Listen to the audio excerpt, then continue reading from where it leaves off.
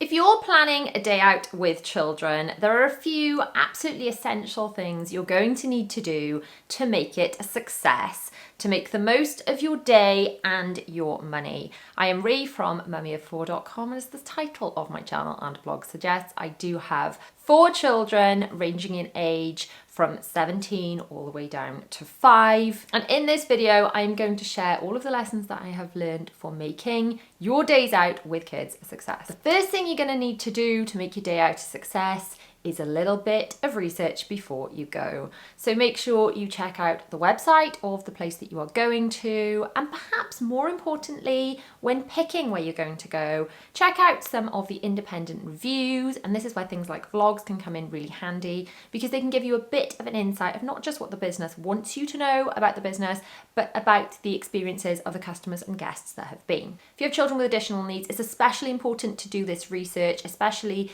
if you are going to need something like a disability pass to gain access to the rides and attractions. Make sure you do this research in plenty of time, because some places need you to submit certain proofs of disability, and what you'll find is each individual venue will require different proof, and they'll require it submitted in a different way.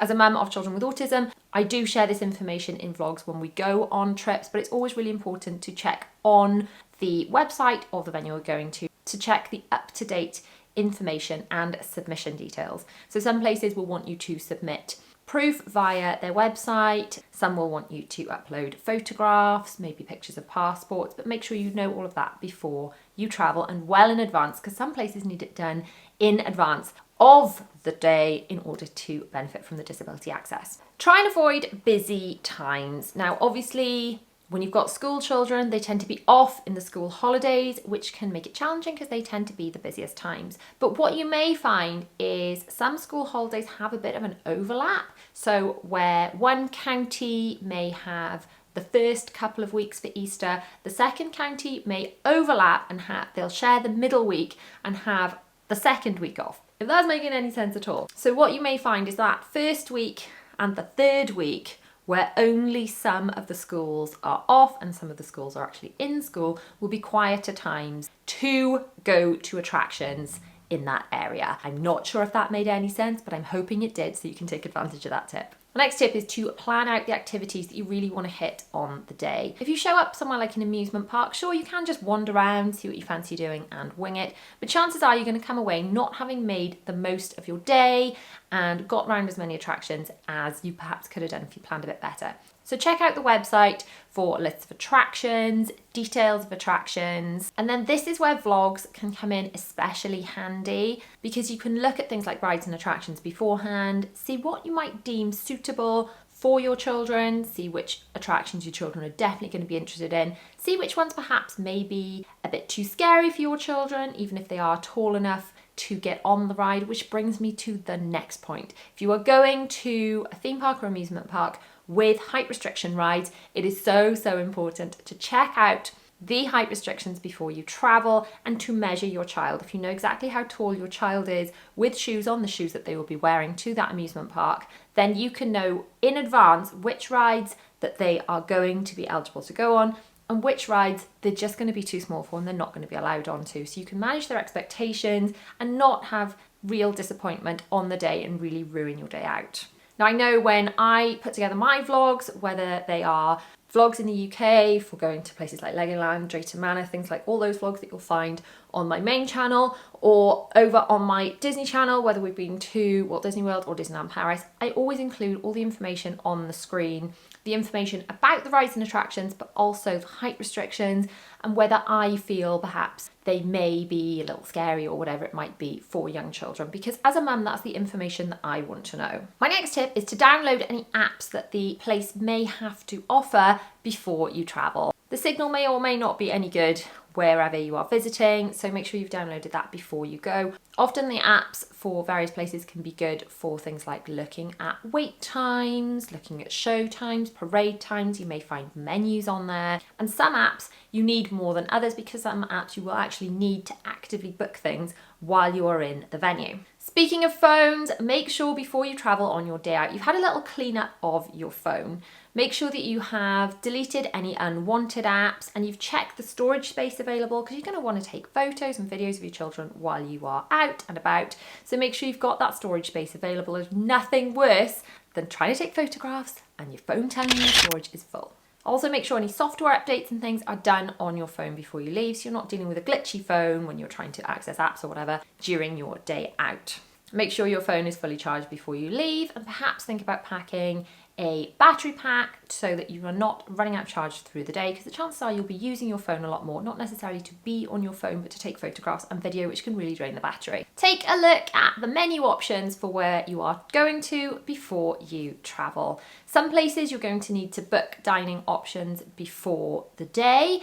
And if it's something like a Disney trip, this can be up to 2 months before you actually travel. For places in the UK, you're less likely to have to book things so far in advance, but it doesn't mean that you won't have at all. And definitely have a look for menu options, especially if you've got fussier eaters or you're dealing with things like allergies, things like that. Most of the places these days will have all the menu options available on the website. Check out which kind of things are on the menus. There may be various restaurants wherever you're going, and plan out which restaurants you're kind of heading for and aim to head towards those at meal times. If you know where you might be eating and that they serve things your children are definitely going to eat, then you're going to have a much calmer day. And also you are able to know things like menu prices in advance, and you can take that decision before you go, whether you're going to pack lunches or whether you're going to eat on site. Which brings me to my next point, snacks. Take all of the snacks. It's funny on days out just how many snacks children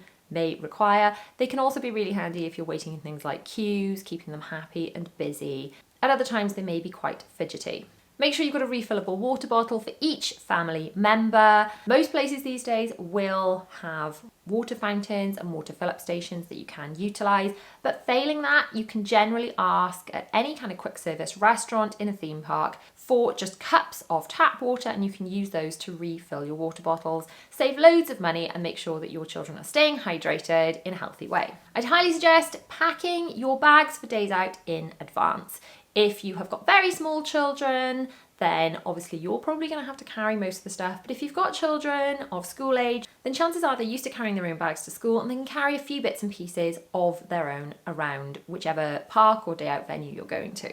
My children's bags, when we're going on a day out, tend to have their water bottles, because obviously there are lots of us, so everyone carries their own water bottles. Otherwise that would be a very heavy bag with 6 water bottles in it. They each have snacks that they've chosen themselves. Then in there they also have something to keep them entertained, which brings me to my next point, which is take something to entertain your children, whether it's entertaining them on the journey on the way there, in queues while they're waiting for a parade or a show, anytime they might get bored and snacks aren't just going to do it. They're going to need something to entertain them.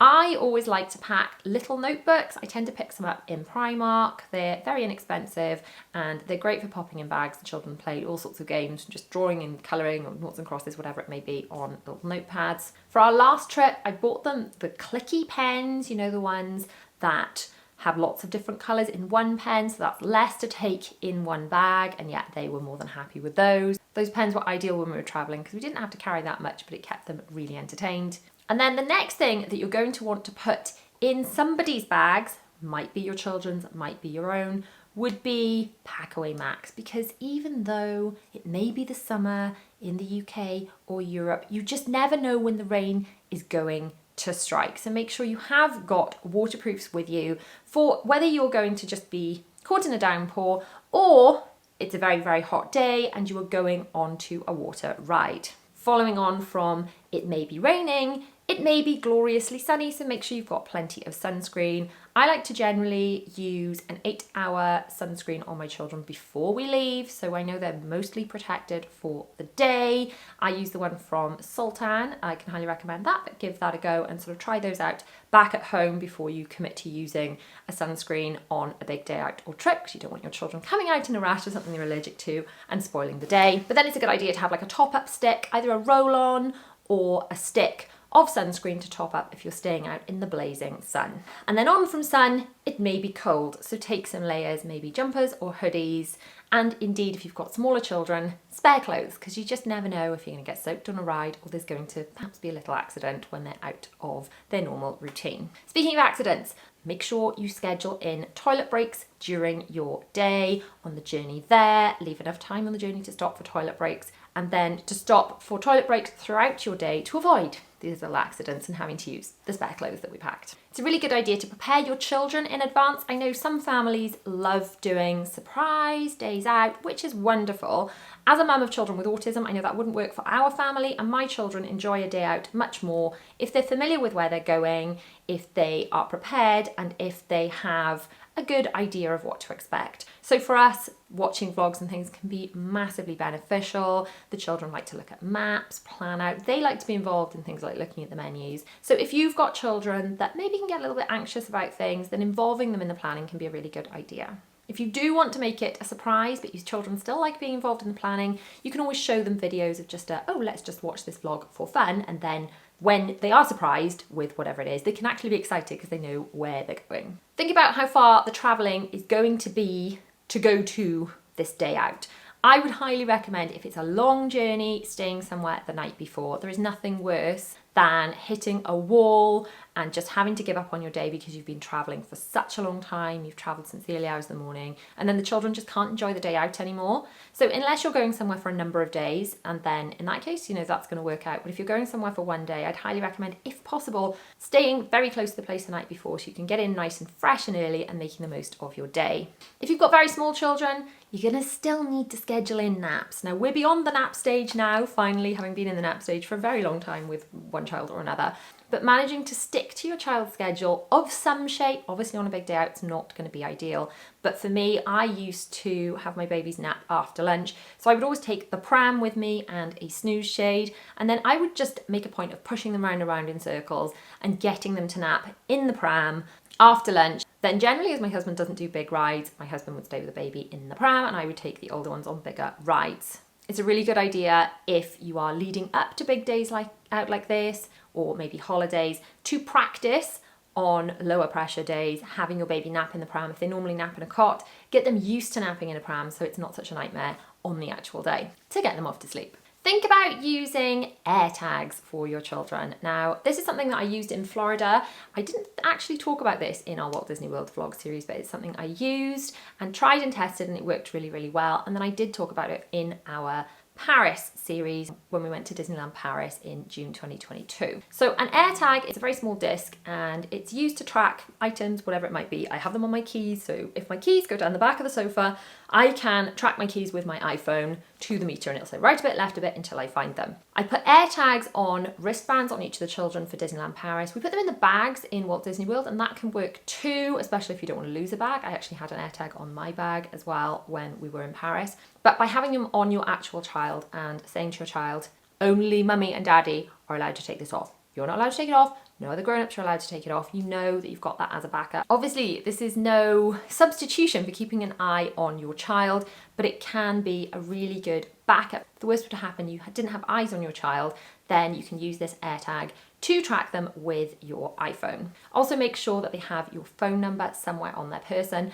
I actually add my phone number to all of the children's name labels. So all of their clothing, bags and things like that have got their names on the name label and my phone number. So if they did go missing, it's always important to tell your children to look for someone that works there. So when you get to wherever you're going, show your children the uniform or the badges of the people that work there, or tell them what you would like them to do if for some reason they lose sight of you. So I always tell my children to look for people with a certain badge and to speak to them if they can't find us. Touch wood, we haven't had to use any of this yet, but it's good to have all these systems in place. My children all know that my phone number is actually in all of their name labels, and most of them can actually recite it too. Add some foldaway bags to your day bags. Chances are you're going to pick up bits and pieces throughout your day, souvenirs, or maybe just all of your children are going to strip off all their layers and hand them to you to carry. It's really good to have a big foldaway bag something you can attach to your little bag, perhaps with a carabiner, and then when you inevitably buy things or have things handed to you by your children, you've got somewhere to put them and carry them easily. Think about whether you're going to need a buggy, a carrier, a stroller, or a ride on board. Now, even if your child is not at the stage where they're using a pram, buggy, or stroller at home, if you're doing a big day out and there's a lot of walking, it might be something worth considering. Look at the options for hiring there, weigh up the options of taking your own with you. Maybe think about if you've got a valuable pram, taking some sort of pram lock. That's what we used to do to attach ours to railings and things. And if you've got a child that mostly doesn't use the pram, I found a ride on board really, really good. Even if you haven't got any other children with you, they can be on the ride on board pushing around if they're a little bit tired, and they've still got the pram to go into if they need to have a sleep or a bigger rest. And then a baby carrier, again, could be a really good option if you have a smaller child, but it's definitely worth thinking about in advance before you go. The pram or a ride on board is not something you're using in your day-to-day life. But your children are still little and have little legs if you're doing a lot of walking. Make sure you plan lots of breaks and rests throughout your day. This can be meals, this can be stopping for snacks, it can be stopping to watch a show to break up lots of queuing and walking and rides and things. So look at, when you're looking at planning your day out, not just the go things that you want to do, but what are the chilled, calmer activities that you can fit in as well, and look at sort of peppering those throughout your day to keep everyone's energy levels going. And more than anything, just try and make the best of your days out. I know we can have these kind of ideas in our head of everything needs to be perfect, but really, as long as your children are having fun, if everyone's happy, you've planned as best you can, you've taken what you've got. If you get absolutely soaking, but you're having fun, does it matter? So I hope wherever you're going this summer, you have an absolute blast. Let me know in the comments which days out you're planning to take your family on and which planning you'll be doing in advance, or whether you're going to kind of be winging it a little bit more when you get there. Thanks so much for watching. I hope you've enjoyed this video. Make sure you subscribe down below. Subscribe over on my Disney channel as well if you are interested in more kind of Disney vlogs and day out content over there. There are lots of videos on screen to choose from now. Pick one of those and I'll see you over there. Bye.